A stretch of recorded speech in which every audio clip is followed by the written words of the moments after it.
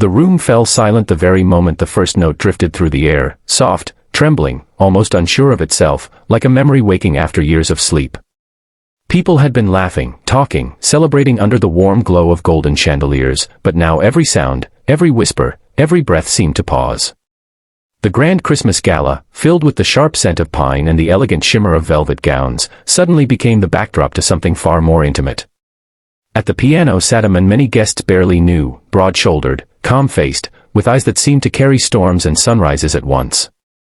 And standing among the crowd, the CEO everyone admired for her steel composure and untouchable grace, froze with her hand over her lips, her world collapsing inward. Because the melody, that melody, was one she hadn't heard in more than a decade. A melody written only for her. A melody written by the boy she once loved and lost. If you believe in kindness, second chances, and the unexpected ways life brings people back together, please take a moment to like, comment, share, and subscribe. It helps the channel so much, and it means the world. The music filled the grand hall, pouring into corners that hadn't held emotion in years.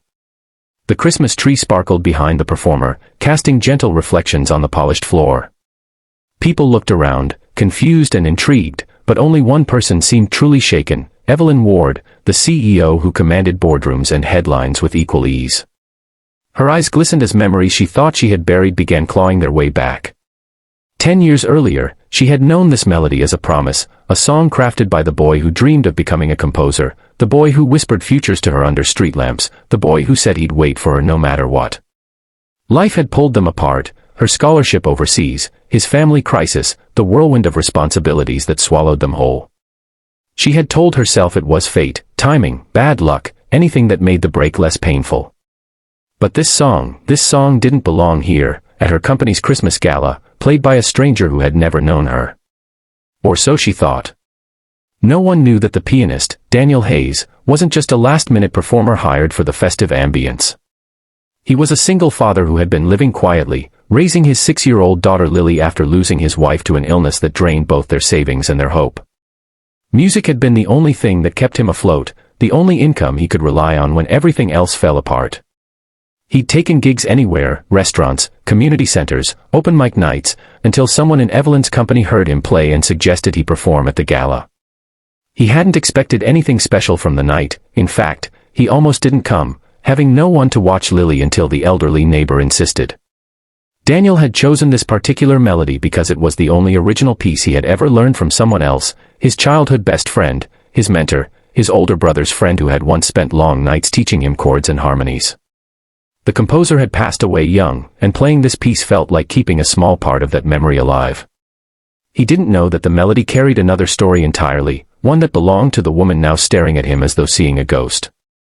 Evelyn's knees weakened as she listened. She remembered the way her first love, Michael, had written the song for her 17th birthday, scribbling notes on crumpled paper, laughing nervously as he played it for her in the tiny music room of their high school. She remembered how he told her that whenever she felt lost, she should find this melody, and she would find him too. But Michael had died only 2 years after she left. The news had reached her while she was in London, buried in exams and internships, and she had missed the funeral, missed the chance to say goodbye, missed the chance to hear him play the melody live one last time. She had tried for years to forget the sound of it, because remembering hurt too much. But now, it was here again. The final note lingered like a held breath. The room erupted into applause, but Evelyn didn't move. She felt as though the world had tilted, revealing an old wound she never healed, still raw beneath layers of success and responsibility. She stepped closer to the piano, driven by instinct more than thought. Daniel, catching sight of her, felt strangely aware of her presence, though he didn't know why. The crowd watched as Evelyn approached him, her expression soft and heartbreakingly vulnerable. She thanked him in a trembling voice, though her gratitude felt far too small for what the moment meant. People saw her smile, the first genuine one she had shown in weeks, perhaps months. Rumors had been swirling about her burnout, her loneliness, her relentless workload. But no one knew the truth, that work had been her armor, the only way she knew to keep grief from swallowing her whole. Daniel left the gala that night with a strange heaviness in his heart, as though he had offered more than a performance without realizing it. He didn't know why the CEO looked like she was about to cry. He didn't know why the song seemed to connect them with a quiet thread neither understood. But he went home, tucked Lily into bed, and replayed the night in his mind, wondering if he had accidentally stepped into someone else's story. He hadn't expected to hear from the company again, but the next morning, Evelyn reached out personally. She invited him to a charity event she was organizing, explaining that she wanted more live music and that his performance had been genuinely moving. Her tone was professional, but beneath it, something warm flickered. Over the next few weeks, they saw each other again and again. Evelyn found herself drawn to the simplicity of Daniel's life, the way he dedicated himself to Lily, the quiet strength he carried. Daniel, in turn, saw through the polished armor Evelyn wore. He noticed the way she took extra time with children at charity events, how she lingered near pianos like someone standing at the edge of an old dream, afraid to step in. He began to suspect the melody had meant something to her, but he didn't press. One snowy evening, after a fundraiser wrapped up, Evelyn walked Daniel and Lily to their car. The snowflakes drifted softly around them, illuminated by streetlights like falling stars. Lily, cheerful and bright, insisted on giving Evelyn a candy cane for being nice, and Evelyn felt tears sting her eyes.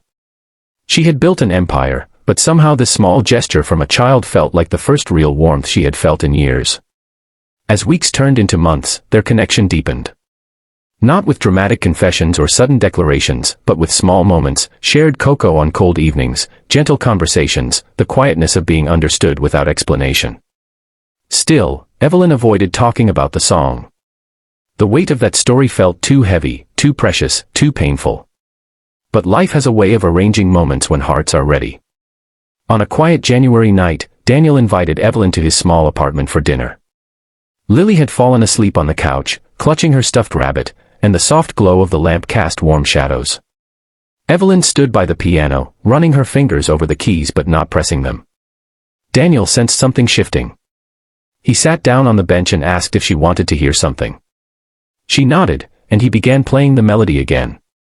Her eyes closed, and the memories washed over her with full force.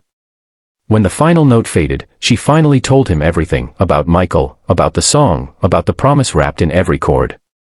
Daniel listened, his heart aching for her.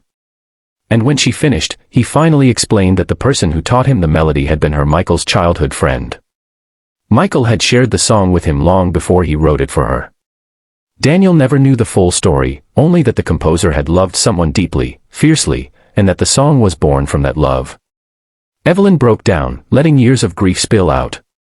Daniel held her without speaking, simply allowing her to feel what she had denied herself for so long. In that quiet room, surrounded by soft lamplight and sleeping innocence, something inside her began to heal. Their relationship didn't rush. It grew slowly, the way flowers bloom after a hard winter, hesitant at first, then boldly, beautifully. Daniel became a source of comfort Evelyn had never expected. She became a pillar of support he never thought he deserved. Together, they built something new, not to replace the past, but to honor it. Months later, at another company gala, Daniel played the melody again, this time with Evelyn standing beside him, her hand resting gently on his shoulder. But instead of tears, she wore a peaceful smile. Because now, the song no longer represented loss. It represented connection. Continuation. A bridge between who she had been, who she had lost, and who she was becoming. If this story touched your heart even a little, please don't forget to like, comment, and share. Your support truly keeps these stories alive.